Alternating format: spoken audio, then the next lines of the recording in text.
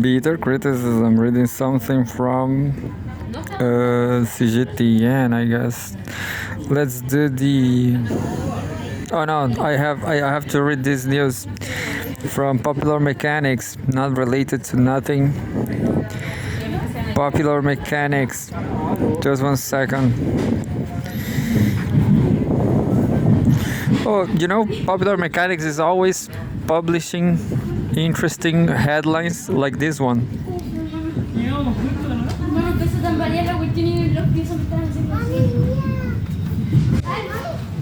It says scientists have discovered mind-bending quantum scars after 40 years of searching. This could change technology forever. I have no idea about this.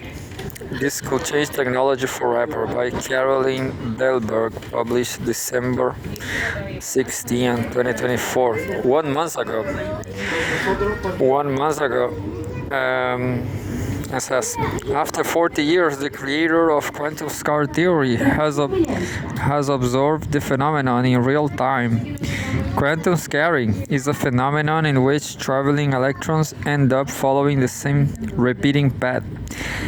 Electrons are chaotic and show duality, so they don't typically behave in an orderly way. Talking about electrons, scientists from California, Massachusetts, England, and Japan have used microdots of carbon graphene to directly observe a long theorized phenomenon called quantum scar. By trapping electrons in particular way, physicists can apparently observe how they move, and then see that this movement continues in a predictable way. These predictable orbits are known as scars, and they function similarly to how people in a park or college campus will wear their own paths into the grass by walking the same way every day. The quantum scar is an electron on desired path.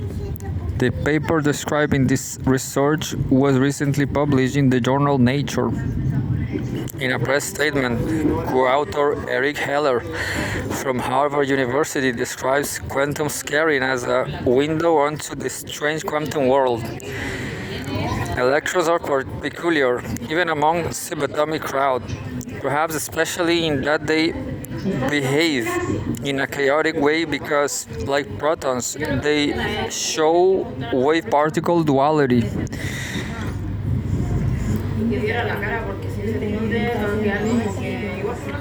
With that in mind, scientists are tantalized by the idea of phenomena that could corral electrons in some predictable patterns of behavior. Even inside high-quality conducting materials, electrons often behave very randomly in the proverbial sense and aren't traveling on efficient paths except when that's the quietest way through a solid material. On the quantum nanoscale, when building quantum computers and other microstructures designed for precision, those microsolid matter techniques just won't work. It was Heller who originally coined the term scaring in 1984 to describe how an electron's behavior could create an area of higher probability density and cause the same electron to continue to follow that path and on that path on repeat. Now a team including Heller and 11 other scientists are using emerging particle control technology to confine and directly observe this scaring in situ for the first time.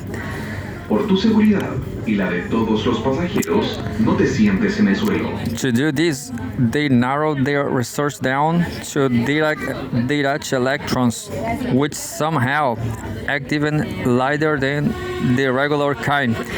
These electrons are proving useful in quantum research because of their very free and energetic motion, something that can be easier to spot To spot now, the scientists are peering and these experiments through high-powered observational tools like electron microscopes. This time, the scientists placed graphene quantum dots into a controlled environment. These graphene dots are nanoscale materials made by arranging a single layer of graphene, which, like diamonds or graphite in pencils, is a different format of regular all carbon atoms. The resulting dots are like solid materials or molecules in some way, but have novel properties that the scientists are continuing to explore in emerging research. The material.